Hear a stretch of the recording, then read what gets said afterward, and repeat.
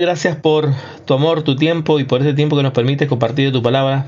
Solo solicitar la guía de tu Santo Espíritu, sabiduría para los hermanos, discernimiento e inteligencia en tu palabra, en el nombre de Jesús. Amén. Bien, hermanos, comenzamos. Como siempre saben, esto va a quedar subido a YouTube. Me olvidé de subir el discipulado que estamos haciendo. Y bueno, esto va a quedar en línea en la página de Teología Avanzada en YouTube. Así que ahí va a quedar en línea. ¿Qué vimos? Vamos a hacer un breve repaso de lo que hemos visto en este tema de Teología de la Gracia. Siempre doy pausa para que ustedes puedan ir subiendo, haciendo sus preguntas en el momento específico, ¿sí? Ahí pueden ir directamente haciendo las preguntas cuando le digo, bueno, si tienen alguna pregunta, aprovechen, pues cuando estoy dando la parte de la cátedra no estoy pendiente del chat, obviamente sería imposible. Y si alguien quiere subir a hacer alguna pregunta con relación al tema, es importante.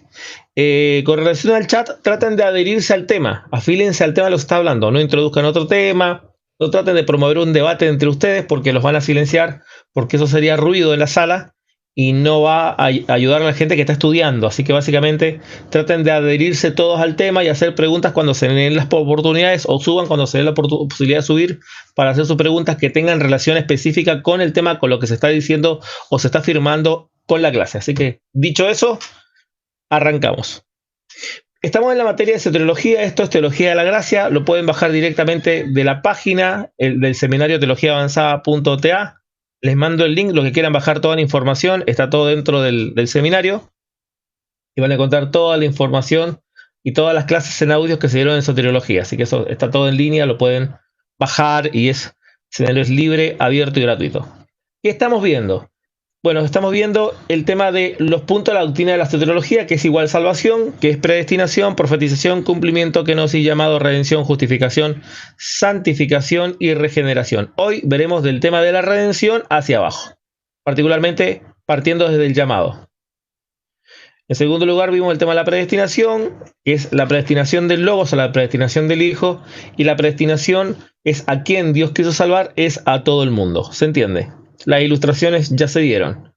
Vimos un cordero para rescatar, necesario para el rescate, y por qué murió ese cordero. Obviamente, el cordero que quita el pecado del mundo, sabemos que es del mundo completo. Estas frases están llenas, coloqué algunas nada más de los textos importantes. ¿Cómo se salvan los hombres? El tema de la presciencia, que es importante, relacionado con el tema de la predestinación, la palabra prorizo, pregnosis y proginosco, que son las palabras importantes del griego que ya fueron explicadas en las clases anteriores. Todo eso está en línea en la página de Teología Avanzada en YouTube de lo que se dio acá en TikTok. Vimos un poco los pensamientos de San Agustín de Hipona en su libro La Ciudad de Dios, en el capítulo 26, que ese es el decantado del pensamiento literalmente que ha abordado desde la Reforma hasta la actualidad, que es el pensamiento de Juan Calvino. ¿De dónde vino? Que eso básicamente tiene sus raíces ni más ni menos que en Platón. O sea, el pensamiento calvinista es un pensamiento de base platónica. Eso ya está expuesto y enseñado en la clase anterior. De hecho, hay un video para los que quieran verlo. Después vemos el tema de la profetización y el cumplimiento, que esos son puntos sumamente importantes para comprender lo que el texto bíblico nos narra, nos enseña con relación a las escrituras. Así que eso es importante que ustedes lo comprendan, ¿sí? Ahí están todos los textos que hablan con relación al punto. El tema de profetización son las profecías de Cristo, porque si Cristo no tenía base para hacer lo que hizo, sería simplemente un mártir. Por lo tanto, el tema de la profecía, el cumplimiento de la profecía en el aspecto mesiánico es algo sumamente importante. ¿Y cuáles son los testimonios que avalan a Cristo como el Mesías? También vimos el tema de una profecía perdida, el tema de la famosa profecía citada en Mateo, y obviamente la explicación que podría coincidir con Isaías capítulo 9, verso 1, tiene que escuchar la clase anterior. Posteriormente vimos el tema de la kenosis o el tema de la encarnación del verbo.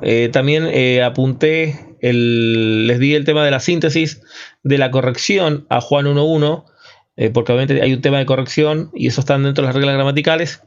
De momento se las voy a compartir en un video, sí, la corrección a Juan 1.1 en la traducción con una guía. Eso se las voy a compartir en un video aparte, las van a tener, pero ya lo expliqué en clase en el video anterior.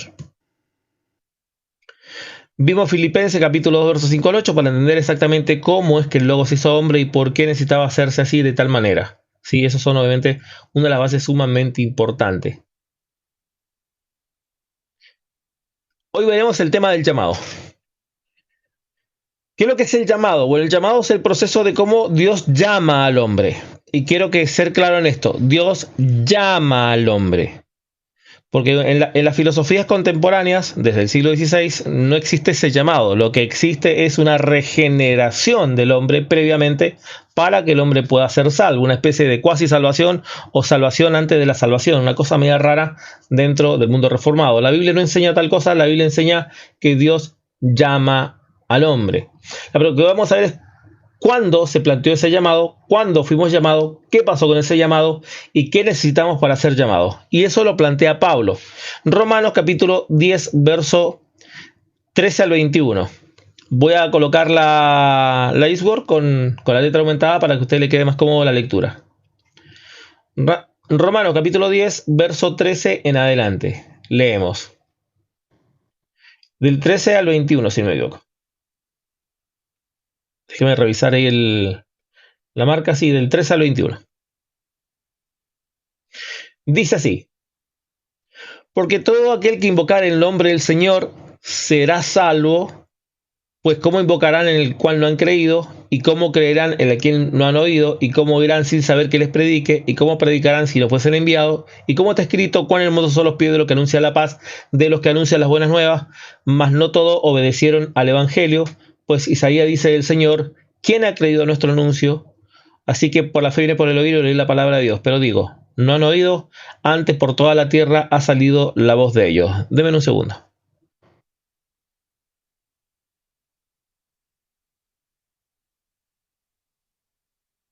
Entonces, también digo, no ha acontecido esto a Israel. Primeramente, Moisés dice: yo os provocaré a celo con un pueblo que no es pueblo, con un pueblo insensato provocaré ira. E Isaías dice, resultante: fui hallado por los que no me buscaban, me manifesté a los que no preguntaban por mí. Pero acerca de Israel dice: todo el día extendí mis manos a un pueblo rebelde y contradictor. Entonces, vamos a la Jambar. En este pasaje vemos exactamente cuándo ocurre y de qué manera ocurre ese llamado. Si leemos el pasaje de manera invertida, literalmente el proceso del llamado está citado en Romanos y dice literalmente así: alguien es enviado, sí, alguien es enviado, predica y el que predica tiene que hacerlo sobre alguien para que esa persona escuche, y el que escucha, o mejor dicho, el que oye, puede creer, o sea, puede aceptar, o mejor dicho, recibir el mensaje que se le da. A esto, según el verso 17, la fe viene por el oír la palabra de Dios. Y esa frase, fe, acá citada en este versículo, tiene que ver con las diferentes definiciones de fe. En una de las clases anteriores, nosotros vimos la microhermenéutica de la palabra fe. ¿Qué significa microhermenéutica de la palabra fe? Fe en el texto bíblico nunca significa lo mismo. Repito, fe en el texto bíblico nunca significa lo mismo. Lo que va a determinar el uso de la palabra fe es el contexto de la palabra. Por ende, la palabra fe en Romanos 17 tiene que ver la fe, que es el mensaje de salvación por medio de la muerte y resurrección de Cristo. Entonces, el mensaje de fe que predica el apóstol Pablo dice en el verso 8, literalmente: este es el mensaje que predicamos. Esta es la palabra de fe que predicamos. O sea, es una palabra de fe, es un mensaje que contiene, este mensaje se le llama fe. O sea, el evangelio es el mensaje de fe. Una persona tiene que aceptar el evangelio, recibir el evangelio o rechazar el evangelio. Si la persona recibe el mensaje del evangelio y cree, será salvo. Literalmente, que si confiesas con tu boca que Jesús es el Señor, punto número 1, y creyeres en tu corazón que Dios le levantó de los muertos, serás salvo. O sea, literalmente, para que la confesión verbal tenga eficacia y tenga validez, necesita y requiere de que tenga fe en su corazón. Literalmente, en el corazón necesita tener fe. Ahora, ¿qué necesita recibir?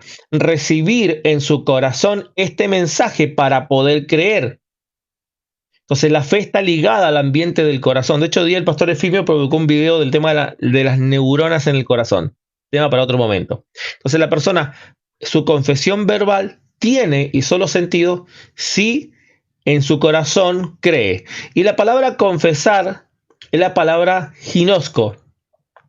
Si confesar es con tu boca, la palabra ginosco en el griego es solamente mucho más que entender, sino que tiene que ver con este encuentro personal que ocurre en el momento de la declaración de fe, que es creer en Cristo y confesar a Cristo como Señor y Salvador. Ese confesar es una convicción que tiene que ir incorporada con el corazón. Si la persona solamente repite verbalmente que cree en el Señor o que reciba a Jesucristo como su Señor y Salvador, pero no cree en su corazón, básicamente son palabras vacías. Y ahí es donde cambia el sentido de las palabras alegó, que es solamente decir en el griego, que es muy distinto a ginosco, que es confesar, porque ahí obviamente ha depositado su fe. Pero fíjese que en el verso 17, la palabra fe tiene que ver con el mensaje. Por ejemplo, ¿cuál es la fe? La fe musulmana. Bueno, la fe musulmana es el mensaje de Mahoma. La fe budista. La fe budista, alguien necesita oír la fe budista, que es el mensaje del budismo. Así con el mormonismo y con cualquier otra religión. Por lo tanto, fe está relacionada al mensaje. Por lo tanto, cuando nosotros vamos a relacionar la palabra fe a otros pasajes, está directamente proporcionado al tema de oír un mensaje. Y ese mensaje se puede aceptar o se puede rechazar. Y es ahí donde se concluye lo que dice Efesios capítulo 2, verso 8, que somos salvos por gracia por medio de la fe. Y esa fe es el mensaje. O sea, sin ese mensaje que tú recibes o rechazas, tú no puedes ser salvo por gracia. ¿Se entiende? Necesitas recibir ese mensaje que es la predicación del Evangelio, y ese mensaje tú lo recibes o lo rechazas, porque es esa fe que te provee el mensaje, que es el contenido. Cristo murió y resucitó y está vivo. Ese mensaje es lo que tú debes creer o rechazar. Así que cuando dice que somos salvos por medio de la fe, somos salvos por gracia por medio de la fe, me voy a adelantar probablemente un paso. Vamos a Efesios, en el capítulo 2. Efesios capítulo 2, verso 8. Por gracia soy salvo por medio de la fe. ¿Qué fe? El mensaje del Evangelio. Ese mensaje que se te predica, esa es la fe que necesitas para alcanzar esa gracia. Entonces, el mensaje, esa fe, es lo que se te predica. Y esa fe tú la puedes recibir o la puedes rechazar, porque es el mensaje. Así como si alguien te predica la fe de Mahoma, tú la rechazas. Si alguien te predica la fe musulmana, tú la rechazas. Fe es el mensaje, ¿se entiende? La fe está determinada por lo que dice Romanos capítulo 10, verso 17. Hago una primera pausa por si hay alguna duda en esta primera parte antes de continuar con el tema del llamado. O sea, lo que primero que se necesita para que la persona sea llamada es obviamente que tiene que escuchar el mensaje. Eso está ilustrado con el tema del teléfono. Y ese telefonazo que Dios te hace viene por medio del Evangelio y por medio de un predicador del Evangelio. Entiéndase que para el tiempo del pasaje dice que la fe viene por el oír, no por el leer, porque obviamente está hablando en un contexto donde recién están haciendo la escritura. Hoy podríamos decir, ¿hay gente que ha recibido esa fe solamente por el leer el texto bíblico? Sí, porque hoy está a nuestro alcance. En el contexto inmediato, en el contexto histórico, en la baja crítica, obviamente eso no ocurría. ¿Se entiende, no?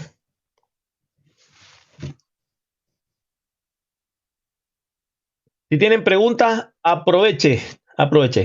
¿Cómo descargas esa Biblia en el PC? Está en la página, hermanos, Teología Avanzada. Está en la página teologiaavanzada.tk o teologiaavanzada.org, recursos, programas, ahí la bajan, está completa, la pueden descargar. Bien, continuamos. Pizarra número 12. Esta la vamos a agrandar un poquito porque está muy grande, muy chiquitita, tiene mucha información. Vamos a agrandarla otra vez. Punto número 1. ¿Cuándo se planeó nuestro llamado? O sea, ¿cuándo empezó el proyecto del llamado a la humanidad? Déjenme que lo agrande más por acá. Y literalmente, eso empezó antes de la fundación del mundo por la presciencia y predestinación en el libre albedrío. ¿Qué significa esto? Efesios capítulo 1, verso 3 al 4. Bendito sea el Dios y Padre de nuestro Señor Jesucristo, que nos bendijo con toda bendición espiritual en los lugares celestiales en Cristo Jesús, según nos escogió Él antes de la fundación del mundo. Ok, nos escogió antes de la fundación del mundo para que fuésemos santos y sin mancha delante de Él. Entonces, hay sin duda, punto número uno, una predestinación, un escogimiento que tiene que ver con lo que veníamos planteando en la otra clase, con el tema de la proginosco, el conocimiento anticipado, y de la pregnosis. Entonces, ¿cuándo fuimos llamados? El día que se nos predicó. Ese día que se nos predica somos llamados. O sea, si tú hoy le predicas, por ejemplo, hoy día calculo que más o menos tuvimos que haber predicado el día de hoy, no sé, pero por poner un número, calculo que el día de hoy más o menos fueron evangelizadas alrededor de 100 personas, 200 personas. Bueno, pongámosle 200 más o menos. Seguro que más entre 200 a 250 personas, más o menos. Pongámosle 200. Recibieron el mensaje. Ahora, esas personas que recibieron el mensaje, ellos tienen que tomar una decisión. Si creen o no creen ese mensaje, si reciben o rechazan ese mensaje. Entonces, esa fe es la que les sirve para alcanzar la gracia, que es propiamente el mensaje. ¿Se entiende? Y acá está, lo que recién leíamos. Romanos, déjenme la pizarra. Romanos capítulo 8, 10, verso 8 al 13. Más que dice la Escritura, cerca de ti está tu palabra en tu boca, en tu corazón, está la palabra de fe que predicamos. Si que confesaras con tu boca que Jesús es el Señor y creyeres en tu corazón que Dios le levantó de los muertos, serás salvo, porque con la boca se confiesa para justicia, más con con la boca disculpen, más con el corazón se cree para justicia, pero con la boca se confiesa para salvación. Pues la Escritura dice, todo aquel que en él creyere no será avergonzado, porque no hay diferencia entre el judío y griego, pues es el mismo, es Señor de todo y es rico para con todo lo que lo invocan. Quiero hacer un recalco que todo aquel que en él creyere, él es el que cree, por lo tanto, el acto de creer es un acto totalmente activo. El sujeto, el que cree, está relacionada a la voluntad del sujeto.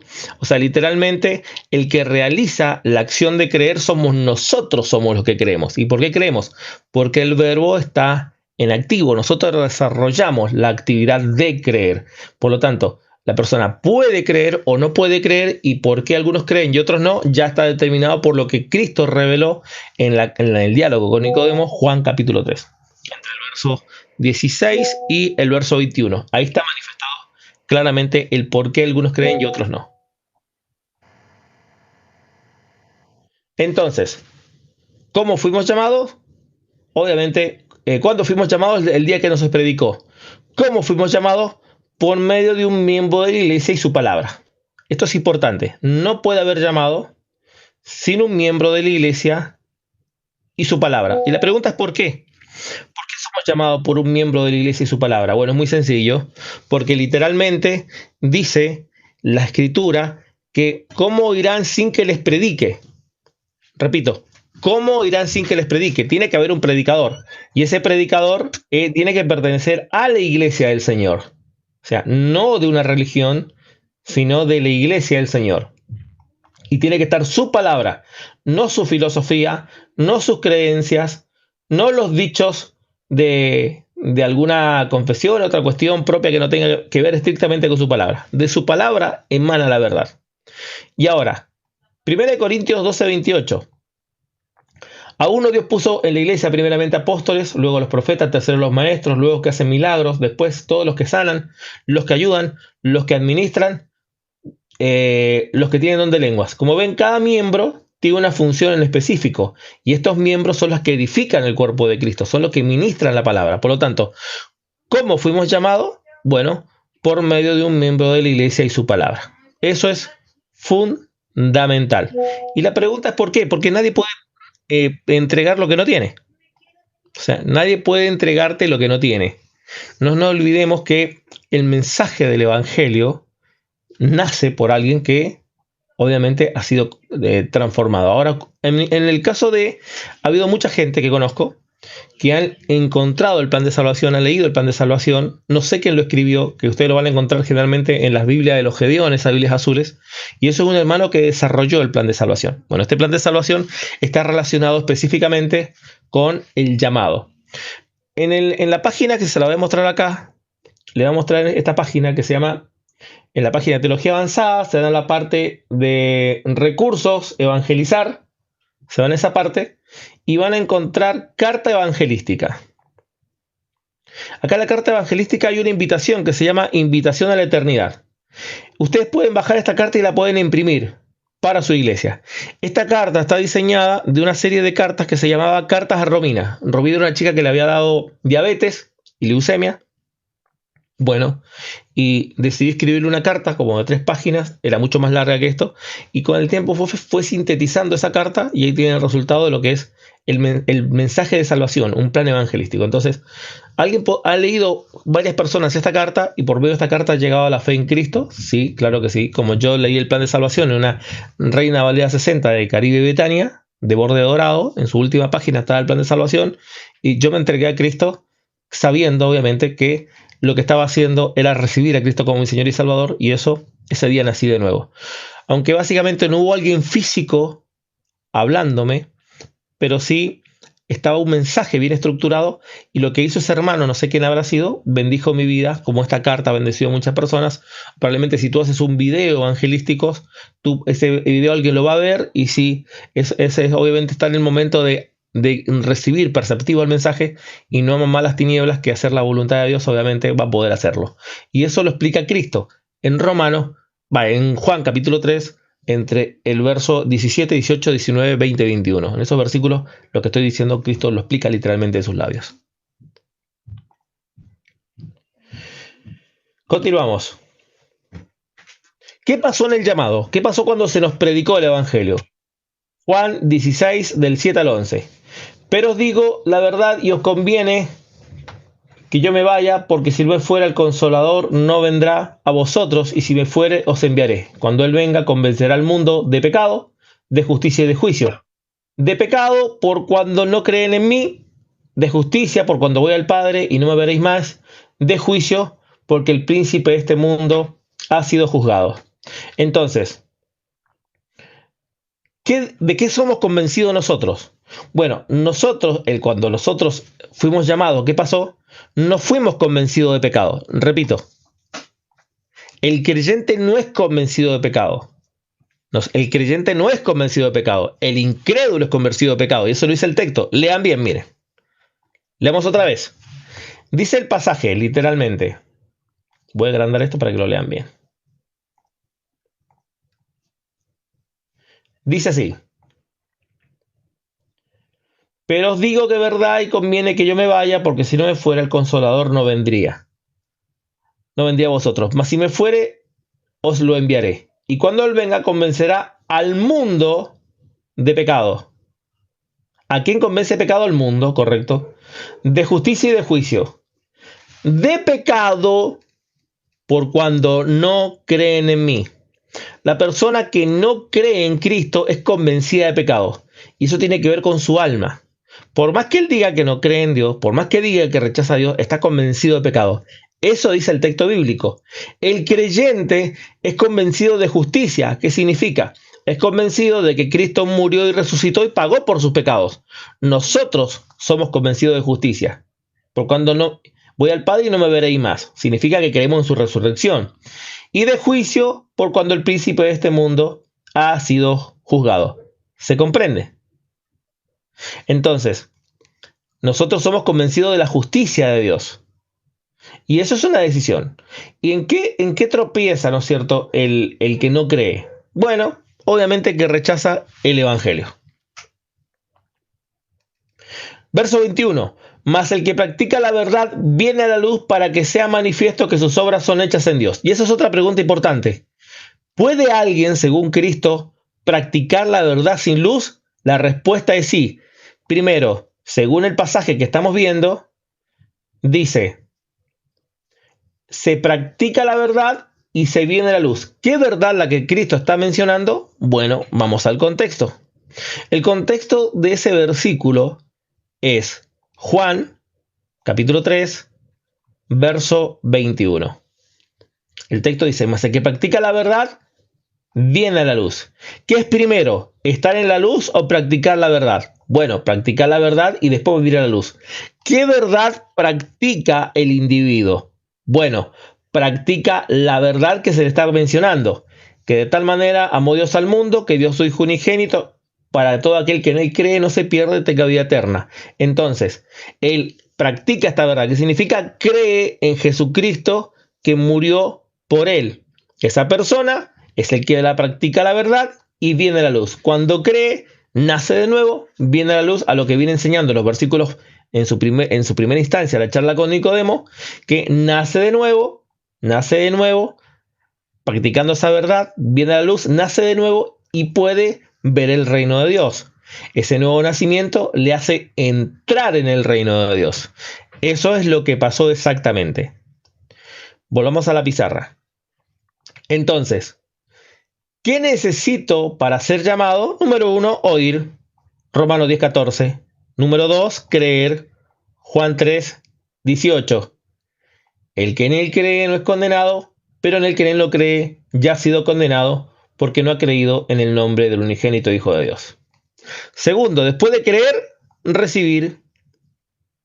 Si creo, recibo. Y finalmente confieso.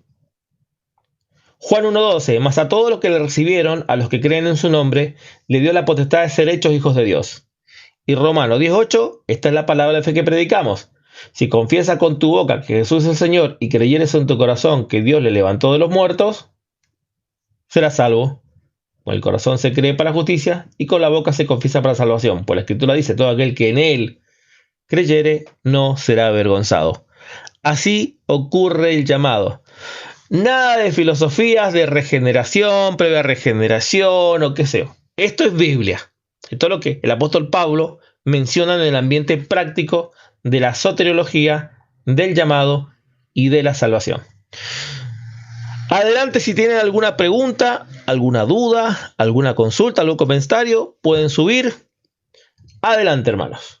Como les dije, le había prometido, hay alguien que en este momento se está revolcando en su tumba.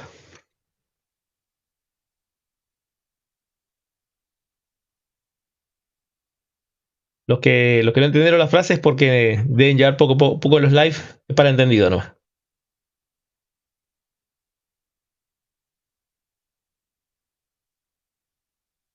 Aprovechen de subir, si tienen dudas, preguntas o comentarios, suban, hermanos. Estoy invitando a algunos. Al pastor Sergio, un abrazo, pastor. A cualquier hermano que quiera subir, adelante. Estoy realizando algunas invitaciones. Pastor Sergio, ¿cómo se encuentra? Gente que me ponga los cascos, como dicen en España, para escucharlo. ¿Qué tal, sí, mi hermano? ¿Cómo está? Espero que se me escuche bien. A ver, ¿se escucha, profe? Claro y fuerte, pastor. Buenísimo, buenísimo, porque estamos aprendiendo un poco a manejar esta nueva comunicación. Bueno, lo veo, he compartido por varios lugares el link y con algunos alumnos míos, porque me parece sumamente interesante siempre el conocimiento acerca de la ley y la gracia, su comparación y todo, y creo que el desarrollo de esto nos deja claro la posición en la que estamos, y en este sentido creo que nos quita también de esta idea de la mezcla de las dos cosas, o que son las dos alas que nos llevan al cielo. Recuerda esa alegoría que la ley y la gracia son las dos alas que nos llevan al cielo. Correcto.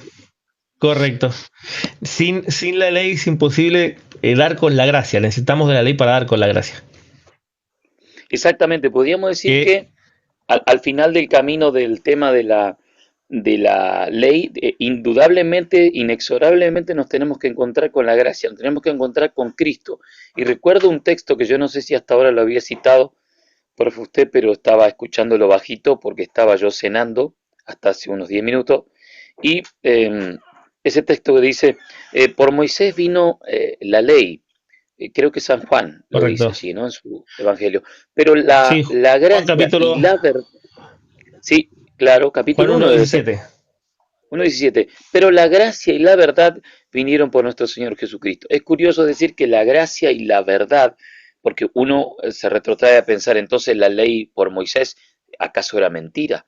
No, por supuesto que no, sino que la gracia y la verdad en cuanto a la realidad que la ley hablaba, la realidad de la ley, de todo lo que la ley expresó. Lo que estaba profetizado. Lo que profetizaba la ley.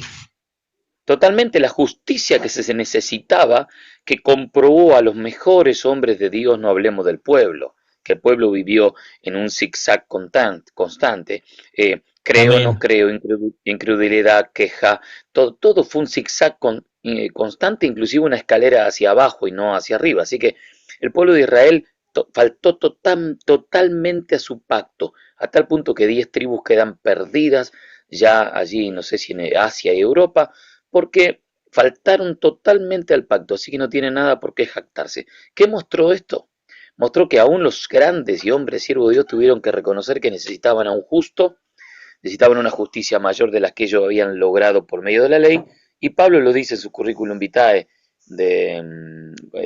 ¿cuál sería? Filipenses 3, 4 al 8. Yo, en cuanto a la justicia que es por la ley, decía él, soy irreprensible, pero, pero todo eso lo consideró pérdida por alcanzar a Cristo y por avanzar en Cristo. Quiere decir que esa justicia, aunque él podía haber logrado por la ley, no era suficiente, no le alcanzaba. Así que la ley concluye en Cristo, la ley te trae a Cristo, inexorablemente la ley te tiene que atraer al proyecto que estaba antes que la ley fuese dada, ¿no? Profe, adelante.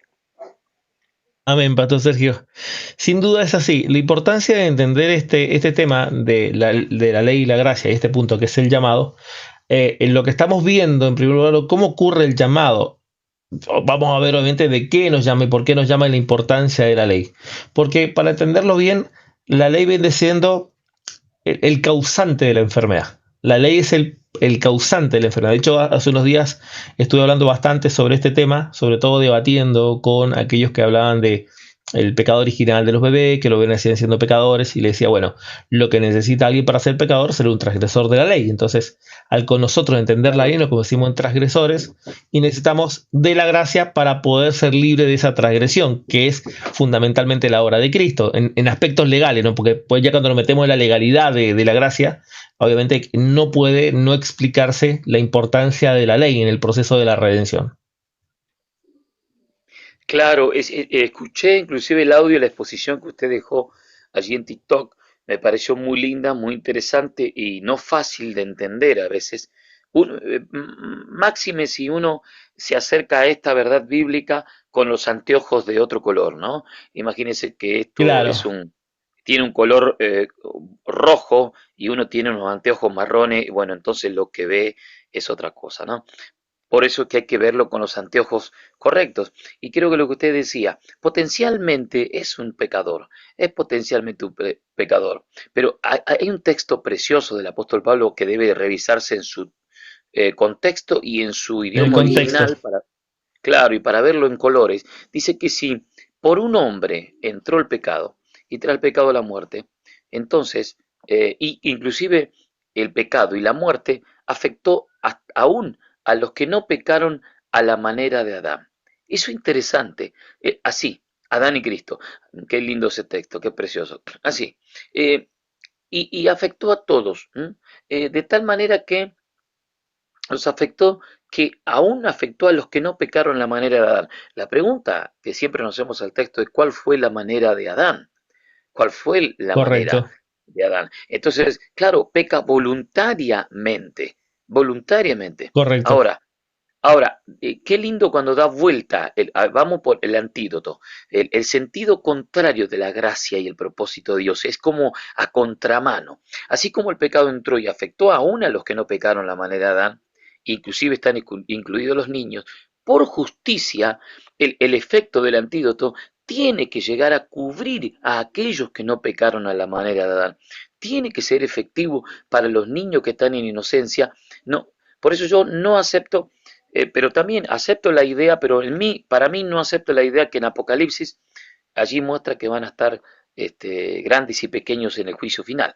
O sea, y que pequeños ahí se refiere a infantes, a pequeños niños. Me parece que se refiere Claro, al tamaño a de la micros. fama de la persona. Claro, a No, otra cosa, se ¿no? refiere a micros, literalmente. La palabra había grandes y pequeños en el texto Ujú. 21 donde estaba. Acá. Vi a grandes y pequeños. Acá no se utiliza la palabra paideos en griego, que hace la alusión a un Claro. bebé, sino que habla de pequeños, hablando de adolescentes, inclusive preadolescentes, dependiendo del contexto, obviamente. Claro, y yo creo que también en fuerza y en fama, creo que cierra un poco en general. Entonces lo que digo es un pecador en potencia, pero Dios no puede imputarlo de pecado, porque si el pecado abundó de tal manera y el pecado produjo que pagaran las consecuencias, inclusive los que no pecaron a la manera de Adán, el don de Dios es mayor que todavía que la miserable paga del pecado. Entonces, tiene que indudablemente afectar a niños que están en una edad en que no puede, como decía usted, una cosa que un niño se porte mal y otra cosa que pueda reflexionar y pueda razonar su comportamiento. Él puede que se comporte y diga unas malas palabras, lo diga porque lo escucha en su casa, pero no sabe el sentido y el valor que hay en eso, Correcto, no tiene la maldad. Por lo tanto, yo correcto. creo que la gracia tiene que alcanzar para salvación y bueno, cada vez que uno menciona estas cosas, bueno, puede estar de un lado o del otro, están los que nos acusan de pelagianos o semipelagianos, y están los que, claro, porque Pelagio no creía en el pecado original, nosotros sabemos que traemos un chip implantado, que es el pecado, y que no lo quita el Eso, agua de eso, la... eso se le llamaría como la genética de pecado, pero es una Exacto. genética que no genera el pecado, en la genética no genera el pecado hasta que éste se manifiesta por consecuencia de la ley, porque no existe, la ley no, o sea, el pecado no tiene poder sin ley. Lo Es, que hace Ujú. poderoso el pecado es la ley.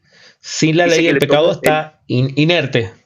Claro, el coma que dice que el pecado tomó ocasión por el mandamiento. ¿Recuerda ese texto? Por ahí lo tenía usted a mano. El pecado Sí, tomando Romano ocasión, capítulo, sí, correcto. tomando ocasión El por el pecado, tomando, mandamiento, eso, me mató. Y como si él estaba, perdóneme, correcto. como que hay algo muy lindo que usted dijo para los que dicen que yo estaba tan Claro, muerto que nunca pude decidir nada. correcto, Y sin embargo, Pablo dice ahí, correcto. el pecado ahí tomó fuerza por el Ahí mandamiento y recién me murió. mató. Claro, Correcto. ¿Cómo el muerto puede morir, no? Esa pregunta exactamente. nadie la responde. Esa pregunta nadie me la respondió. Nadie me responde esa pregunta. ¿Cómo puede el muerto morir? Claro, ¿sabe qué pasa, profe? A ver, todos se imaginan que solo la palabra muerte significa muerte física o muerte espiritual, pero muerte en el Edén, en su origen, muerte significó más separación de la comunión que caerse Correcto, muerto, que quedarse sin sentidos de capacidad de racionamiento. Cuando se cortó la comunión con Dios, correcto, para Dios se produjo el primer indicio de muerte que va a llevar a toda la consecuencia de muerte. Si se corta la comunión desde el espíritu, es donde podemos relacionar con Dios, pues la parte almática y física es solo cuestión de tiempo. En decadencia va a ir terminando. Ahora, si se resuelve esa conexión que se cortó desde el espíritu, como lo hace la reconciliación por la sangre de Cristo, pues entonces es vivificado ahora el alma, sus sentimientos, las emociones, y esto va a terminar en la adopción total cuando sea vivificado el mismo cuerpo que había sido afectado con la muerte también. O sea que el proceso de redención también va a la inversa hasta que el mismo cuerpo reciba vida eterna también. correcto. Por eso hay una contraposición. El pecado sin ley está muerto, pero cuando el pecado hace conciencia en la mente del apóstol, el pecado vive y él pasa a morir. Hay una transposición de posiciones. El pecado que estaba muerto pasa a vida y el que estaba vivo pasa a muerte. Justamente en el proceso en la comprensión de la ley. Y eso está citado básicamente en los dos versículos, Romanos 7:8 y 7:9. Totalmente, profe. Bueno, es un tema maravilloso que cuando uno puede entender que la escritura se está refiriendo muchas veces a la muerte y está haciendo comparaciones y uno puede tomar esas Correcto. comparaciones para entender lo espiritual y lo celestial, no se complica la situación. Ahora cuando uno toma esa parte bellamente espiritual o alegórica y la quiere plantar como una totalidad, pues ahí es donde se comete ese error. Yo estaba tan muerto que jamás no pude tomar una decisión ni nada, porque un muerto que hace nada, no hace nada, solo tiene más olor. Sí, sí, pero a este muerto Dios lo hizo responsable. Claro, Estas son las frases de Sugelen, sí, sí. Sí, ya sabe usted, ya sabe. Sí, sí, sí. Bueno, Pastor, Yo gracias por creo subir. que, Sigan al Pastor Sergio, un gran maestro, amigo y hermano en la fe. Por favor, ahí sigan al Pastor Sergio. gracias, profe Iba a comentar querido, lo algo, sigo Pastor. escuchando. Sí, yo sigo escuchando también y de paso estoy cargando mi celular que ya me marcó 15 de batería. Un abrazo para todos y adelante a conocer la gracia y saber que el fin de la ley o el cumplimiento de la ley es Cristo y Cristo es la gracia y Amén. la verdad. La verdad como Amén. realidad de Dios. Bendiciones para todos. Amén. Bendiciones, Pastor Sergio. Nos metemos en el tema de la redención. O sea, estamos viendo el tema del llamado y ahora vemos qué ocurre en ese llamado, en ese proceso, que es lo que se llama redención. En el momento que somos llamados, creemos, recibimos, somos redimidos. Veamos con detalle estos pasajes. Lo voy a agrandar un poquito para que lo puedan leer bien, ¿sí? Por ahí se me corta un poco la pantalla, pero en fin, voy a tratar de achicarlo un poquito. Déjeme ver si lo puedo achicar un poquito. No, no me deja. Timoteo, 1 Timoteo capítulo 2, verso 3 hasta el verso 6. Porque esto es bueno y agradable delante de Dios, nuestro Salvador, el cual quiere que todos los hombres sean salvos y vengan al conocimiento de la verdad. Porque hay un solo Dios y un solo mediador entre Dios y los hombres, Jesucristo hombre, el cual se dio a sí mismo en rescate por todos, de los cuales se dio testimonio a su debido tiempo. La palabra agorazo, la palabra G58, propiamente significa ir al mercado. Esto tiene que significar comprar, redimir. Literalmente lo que ocurre en ese momento es que se hace efectiva la compra, el rescate. El apóstol Pablo dice, por precio fuiste comprado, por su sangre haber sido comprado. Déjeme que ajuste un poco el tamaño. Apocalipsis capítulo 14, verso 13. Y cantaban en el cántico celestial, cantaremos, un nuevo cántico delante del trono, delante de los 4 seres vivientes de los ancianos. Nadie podía aprender el cántico sino aquellos 144.000 que fueron redimidos entre la tierra. Justamente la palabra redimido tiene que ver con esa misma palabra, agorazo. La palabra antilutrón, que significa precio, redención o de rescate, que también está utilizada en Apocalipsis 14, verso 3. En Romanos capítulo 3, verso 21 al verso 26, pero ahora parte de la ley se ha manifestado la justicia de Dios. Voy a colocar acá en la ISBO para que se vea mejor. Pero ahora, aparte de la ley, se ha manifestado la justicia de Dios testificada por la ley y los profetas, la justicia de Dios por medio de la fe en Jesucristo para todos los que creen en Él, porque no hay diferencia por cuanto todos pecaron, están destituidos de la gloria de Dios, siendo justificados gratuitamente por su gracia mediante la redención que es en Cristo Jesús, a quien Dios puso como propiciación por medio de la fe en su sangre para manifestar su justicia a causa de haber pasado por alto en su paciencia los pecados pasados, con la mira de manifestar en este tiempo su justicia, a fin de que el que sea justo, el que justifica es el de la fe de Jesús, disculpe. ¿Dónde puede estar la jactancia? Queda excluida. ¿Por cuál ley? ¿Por la ley de las obras? No, sino por la ley de la fe. Concluimos, porque el hombre es justificado por la fe sin las obras de la ley. Acá tenemos otra palabra importante, la palabra hilasterion, que es una palabra neutra derivada que significa expiar, propiciar dentro de un lugar. Concretamente, esto tiene que ver con la víctima. La víctima era lo que se colocaba en el ambiente de la propiciación, que era aquel becerro que se le quitaba a la víctima y que quitaba los pecados dentro de lo que era todas las personas. La sangre del becerro, la sangre era rociada sobre el propiciatorio y eso representaba el apaciguamiento de la ira de Dios y eso quitaba el pecado de los sujetos. Claro que a diferencia entre la propiciación del Antiguo Testamento, que era figura y sombra de la verdadera propiciación, que es Cristo, entendemos y comprendemos que ahora en Cristo es un único sacrificio que logró hacer lo que la ley jamás pudo por medio del ritual de sacrificio, que era quitar el pecado. Por lo tanto, como la sangre de los machos cabríos no podía quitar el pecado, Cristo quita el pecado una sola vez y para siempre, haciéndonos justos y santificándonos por medio de una sola ofrenda, al grado de hacernos perfectos. O sea, esta redención tiene capacidades de santificación y perfeccionamiento, cosas que eran incapaces allá en la ley de Moisés. Y esto es uno de los aspectos importantes para entender entre lo que estamos viendo acá al lado, lo que es la ley y la gracia. Veamos qué es el precio. Primero, precio significa despojarse. Es solo el precio que pagó Cristo. Primero se despoja de ser igual a Dios tomando forma de hombre, Filipenses. Se encarna, capítulo 1 de Juan. Se hace hombre, capítulo 1 de Juan, Filipenses capítulo 2, versos 5 al 6. Vive, obviamente, viene a una vida humana. Se hace pobre, padece, es tentado, muere, carga con el pecado, se separa del Padre, baja a las partes más bajas y finalmente resucita.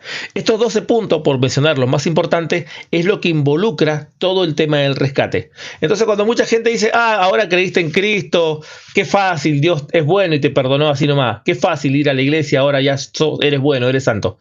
Claro, tal vez para nosotros, que es por gracia, sin un mérito, más que, obviamente, el tema de la fe, pero para Dios costó mucho. O sea, el precio realmente costó mucho para que las personas fueran redimidas. Acá vemos 12 puntos que son los más simples a recalcar.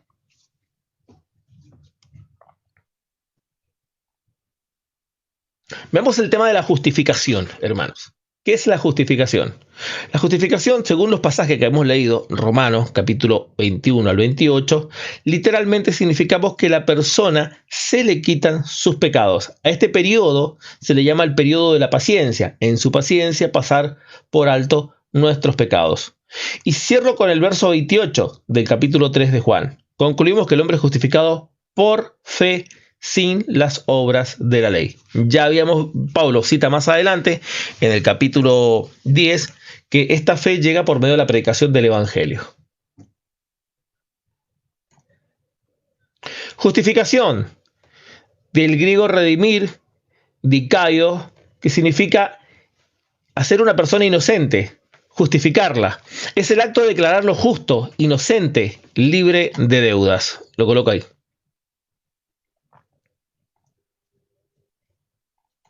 Entonces, ser justo, la palabra dikaio, significa acto de declarar justo, inocente y libre de culpa.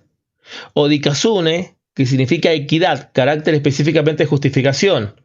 Justificar o hacer libre de cargo y culpa. Y esto es algo importante, mire. Una de las cosas que me he encontrado en la administración de las personas cuando vienen a la fe cristiana es que le predicas el Evangelio, reciben a Cristo, creen en su salvación y redención. Pero a veces hay una lucha con la mente, con el viejo hombre, con el pasado, y sobre todo cuando por ahí se hicieron cosas aberrantes. Miren, les voy a contar algo de un testimonio. Lo que les voy a contar es grotesco, ¿sí?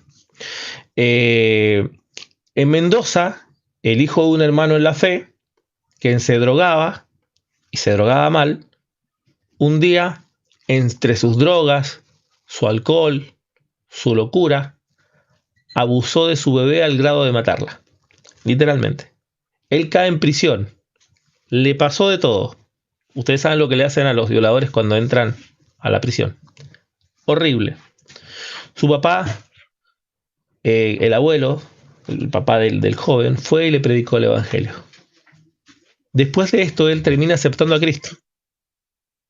Entonces, la lucha que queda en la mente es la lucha con lo agresivo y lo aberrante que hice. Entonces me he encontrado con muchas personas que van a las iglesias, que vienen a la fe, que vienen al Señor y les pregunta, hermano, si tú te mueres, es que creyendo, aceptado en Cristo, comprendiendo esto, pero no se le explicó bien la gracia, y todavía siguen cargando la mochila de sus cargas pasadas, porque lo que hicieron fue tan grotesco. Imagínate una mamá que abortó a su bebé, Una mamá que dispuso a su inocente criatura para que la descuartizaran, literalmente, eso ocurrió. Entonces esas madres, esos padres que hicieron cosas atroces, cargan con su pasado y se hace difícil. Entonces una de las cosas importantes en todo discipulado es que les explique la teología de la gracia que estás aprendiendo tú, para que entienda lo que Cristo hizo lo santificó, a pesar de lo atroz y aberrante y repulsivo que fue lo que hizo, sin duda. Dios lo amó con todo ese pecado.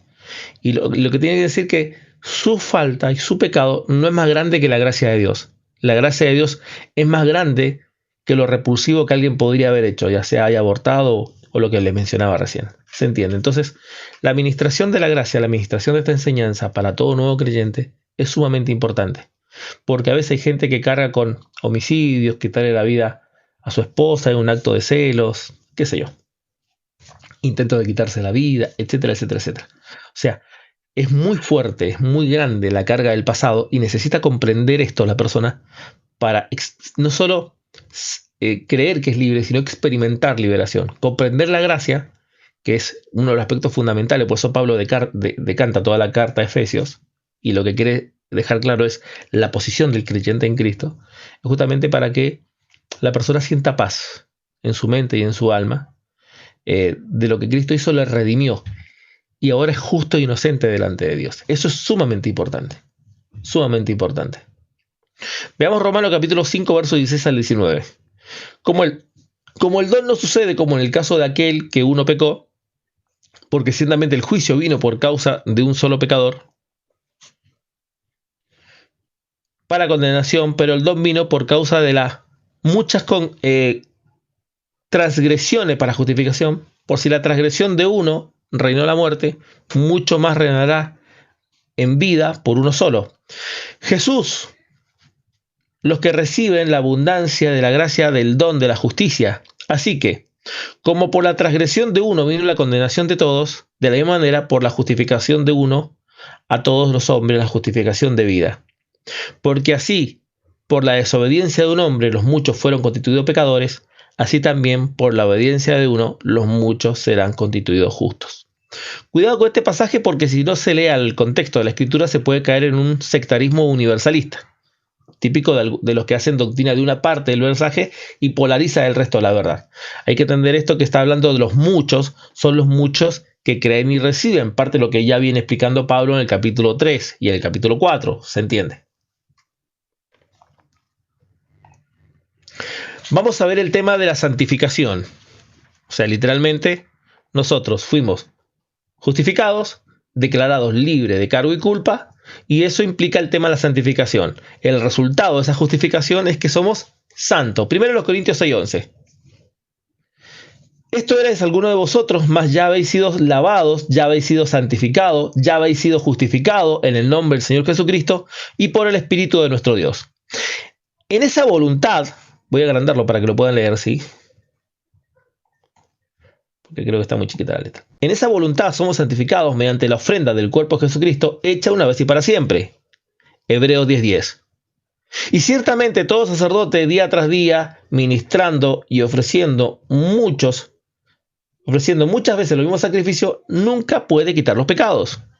Pero en Cristo, habiendo ofrecido una vez y para siempre un solo sacrificio por los pecados, se ha sentado a la diestra de Dios.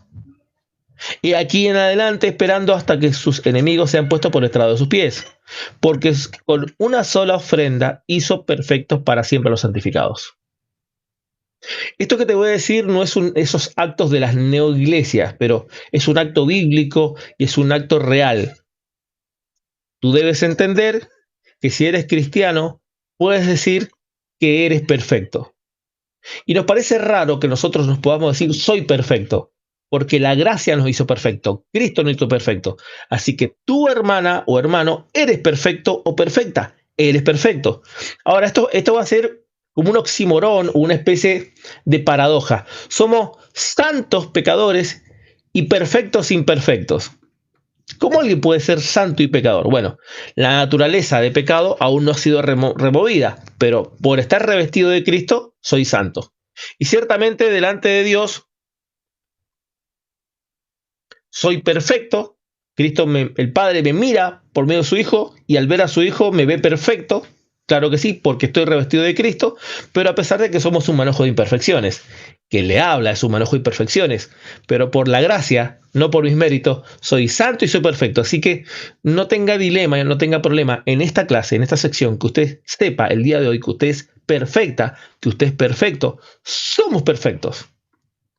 Amén. Y esa es la importancia de comprender la gracia, comprender que la santificación y la obra de Cristo de redención y justificación nos eleva al nivel de perfectos. No es un acto de egocentrismo, no es un acto de decir, ay, se cree perfecto. No, somos perfectos. Bíblicamente, teológicamente, somos perfectos. Y no hay miedo en decirlo, porque estamos diciendo la verdad y estamos entendiendo y creyendo lo que Cristo hizo. Somos santos, porque estamos creyendo y entendiendo lo que Cristo hizo. Si alguien tiene duda alguna, pregunta sobre este punto, ya sea en el tema de la santificación o el tema de la justificación, adelante o aproveche el like para subir o escribir preguntas en los comentarios, siéntase en libertad. Aproveche antes que continúe, porque nos quedan 3 pizarritas más y terminamos con la clase.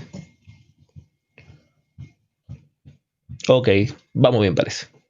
La palabra griega, la palabra hagiazo, que significa hacer santo, purificar, consagrar, venerar, santo, o sea, tiene varias aplicaciones, somos literalmente santos. La suma de la justificación y la santificación es la perfección. Vamos a la pizarra. O sea, literalmente la suma de la obra de Cristo es la santificación, es la perfección. La santificación es posicional en Cristo. En Cristo soy perfecto y soy santo. Y lo progresivo también tiene que ver con la ayuda de Cristo. O sea, la santificación es posicional, soy santo y tenemos también una santificación progresiva. Vemos algunos versículos. Voy a agrandar esto para que lo pueda ver.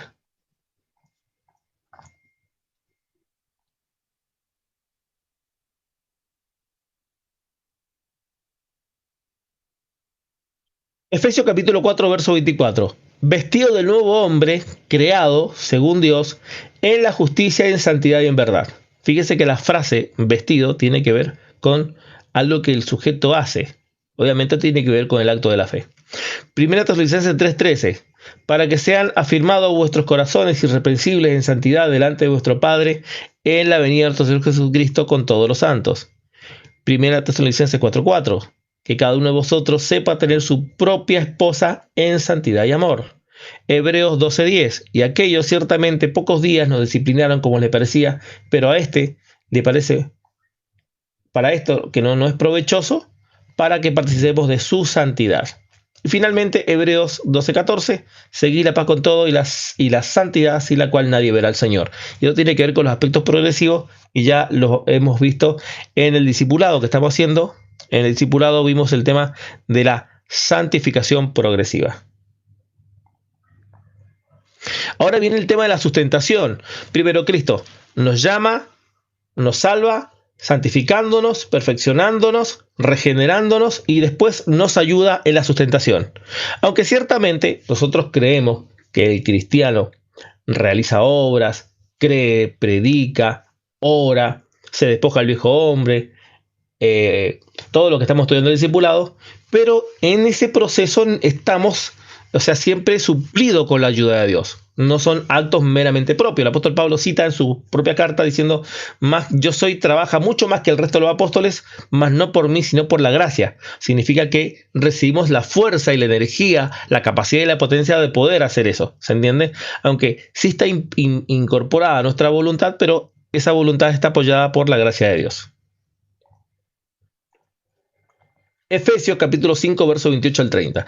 Así también los maridos deben amar a sus propias mujeres como a su mismo cuerpo. El que ama a su mujer a sí mismo se ama, porque nadie aborreció jamás su propia carne, sino que la sustenta y la cuida, como también Cristo a la iglesia, porque somos miembros de su cuerpo, de su carne y en sus huesos. O sea, literalmente Cristo ama a la iglesia como un hombre ama a su esposa, sustentándola y cuidándola. O sea, literalmente Cristo nos sustenta y nos cuida. Obviamente es el trabajo que nos ayuda en nuestras debilidades, en nuestra humanidad, en todo lo que estamos comprendiendo dentro de nuestra vida. Sustentar, del griego extrefo, que significa criar y dar madurez. acariciar o entrenar. Eso viene con el aspecto de sustentar, por eso nos sustenta y los cuida. Sustenta para que uno ingrese por gracia y permanezca por gracia. Literalmente, Dios está dispuesto a ayudarnos por encima de nuestras debilidades y nuestra humanidad. O sea, Dios tiene la fuerza para hacerlo. Es cuestión de solamente siempre en el acto tener fe. Segunda Timoteo 2 del 11 al 14. Palabra fiel es esta: si somos muertos con Él, también viviremos con Él. Y si sufrimos, también reinaremos con Él. Y si le negamos, Él también los negará. Y si fuésemos infieles, Él permanece fiel. Él no puede negarse a sí mismo. Repito, este versículo deben aprenderlo de memoria. Efesios capítulo 2, verso 11 al 14. Palabra fiel es esta: si somos muertos con Él, también viviremos con Él. Si sufrimos, también reinaremos con Él. Si le negaremos, también Él nos negará. Y si fuésemos infieles, Él permanece fiel. Fíjense que no es lo mismo ser infiel que negarle. Son dos cosas distintas. Aclaro. Él no puede negarse a sí mismo. Somos sustentados por gracia por medio de la fe. Gracia más fe igual sustento. Repito, gracia más fe igual sustento.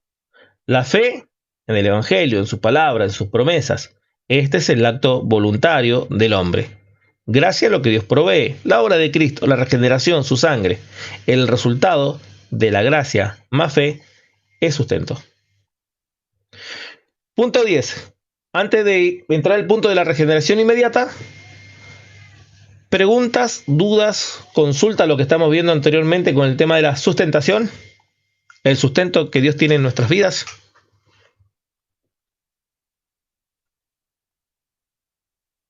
Ok, ¿cómo nosotros le negamos, mi hermano Gregorio? Bueno, muy sencillo.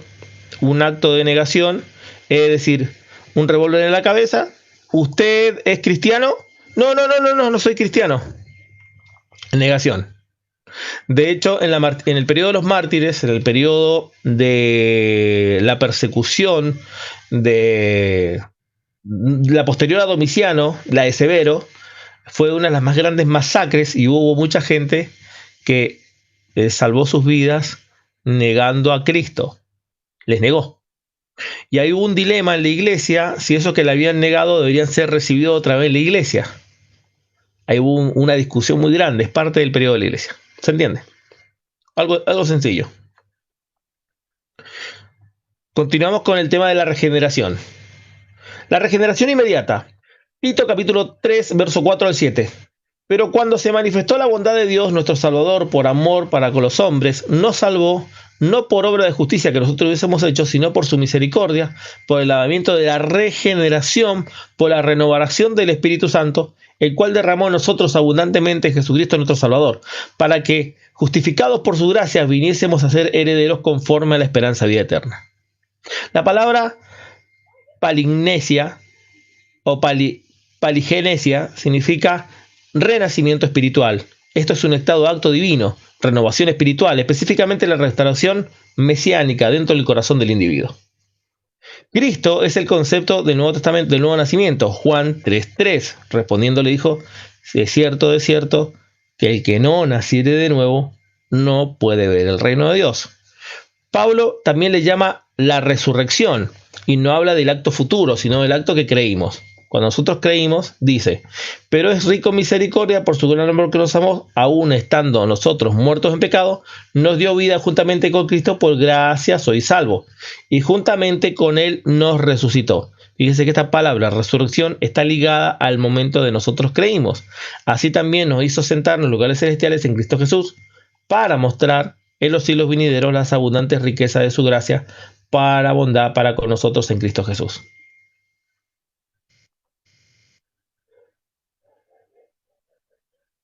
Claro, hermano Gregorio, si una persona a usted le pregunta ¿qué es cristiano? Y usted dice, no, yo no soy cristiano, yo no creo en Dios, obviamente sería un acto de negación público, sin duda. Tenemos la regeneración inmediata y el contraste, la regeneración inmediata, que es de corte espiritual, el nuevo nacimiento. Tenemos también la llamada regeneración futura. ¿A qué se refiere esto? Bueno, Mateo capítulo 19, verso 28. Jesús dijo, de cierto os digo que la regeneración, cuando el Hijo del Hombre se siente en el trono de gloria, vosotros me habéis seguido, también se sentaréis en 12 tronos para juzgar las 12 tribus. ¿Se entiende? Obviamente tenemos una regeneración inmediata, que es espiritual, y una regeneración futura, que es física. Pero se refiere a este concepto bajo el concepto de la palabra salvación. Pablo habla de la salvación, no como algo que ocurrió, sino como algo que va a ocurrir, pero se está refiriendo justamente a este concepto de regeneración futura. Primera de Pedro 1:5. Si sois guardados por el poder de Dios mediante la fe, para alcanzar la salvación que está preparada para ser manifestada en el tiempo postrero. La palabra salvación en el tiempo postrero está literalmente ligada a que nosotros vamos a ser resucitados. Pablo le llama salvación.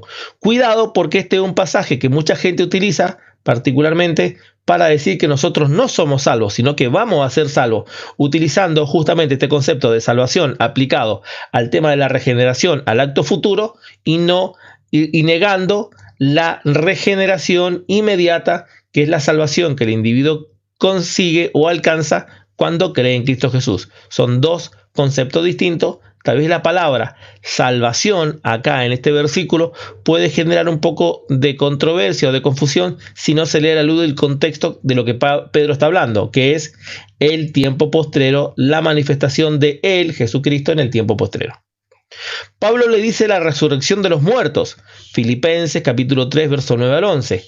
Y ser hallado en él, no teniendo mi propia justicia, que es por la ley, sino por la que es de la fe en Cristo, la justicia que es de Dios por la fe, a fin de conocerle y el poder de su resurrección y la participación de los padecimientos, llegando a ser semejante a él en su muerte, si en alguna manera llegase a la resurrección de entre los muertos. Y este concepto de si alguna manera llegase a la resurrección de los muertos es porque Pablo claramente conoce su humana debilidad, conoce su naturaleza, tema que abordaremos más adelante en otras partes de este tema de la soteriología. ¿Se entiende?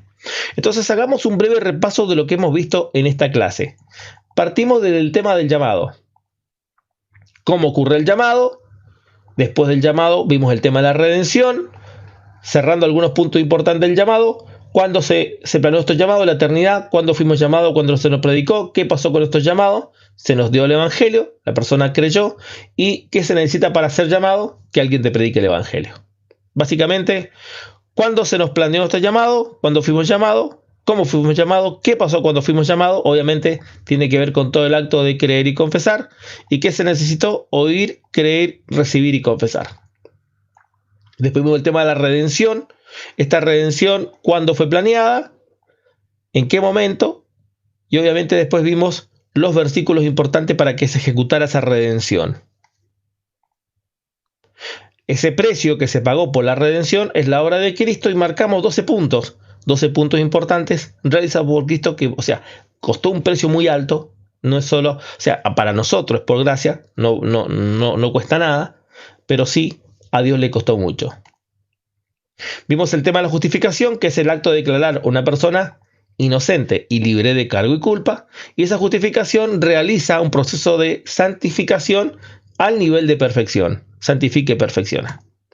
Finalmente vimos el tema de la sustentación, ya estando en Cristo como Dios nos sustenta. Y los últimos dos puntos fue la regeneración inmediata en contraste de la regeneración futura. Yadier, bendiciones. Jaider, hermano Jaider Martínez, ¿cómo estás? Buenas noches, profe, Dios me le bendiga. Muy bien, gracias a Dios. Bendiciones, mi hermano. Amén, amén. Mi hermano, quería hacerle una pregunta. Usted mencionó algo hace un momento Pregunte. que me quedó sonando. Pregunte. Y es sobre la salvación.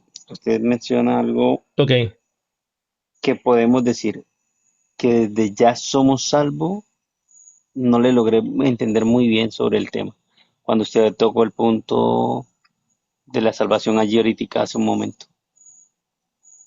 ¿A cuál? ¿La regeneración futura o la regeneración inmediata? Sí, cuando usted hablaba de que... Sustentación, la santificación, la justificación. ¿Cuál de ellos? Sí, o sea, cuando se habla de que podemos perder la salvación, algo así, usted mencionaba algo, no recuerdo en concreto bien, Ok, pero el hablaba tema de la sobre que pues, sustentación. Ok, sí, el tema de la sustentación tiene que ver con la correlación de Efesios. Efesios mencionó, el apóstol Pablo menciona, literalmente, acá, en Efesios capítulo 2, ahí tiene el texto, se lo voy a agrandar para que vea la pantalla, debería estarlo viendo. Dice literalmente, palabra fiel es esta, si somos muertos con Él, también con Él viviremos. Si sufrimos, también reinaremos con Él. Si le negáremos, Él también nos negará. Y si fuésemos infieles, Él permanece fiel, porque Él no puede negarse a sí mismo. El primero de los pasajes, aunque no es el tema puntualmente lo que estoy abordando hoy, es cuando una persona puede dejar de ser salvo o caer de la gracia. Uno de estos puntos es el tema de la negación. A este término se maneja como apostatar. Término sencillo.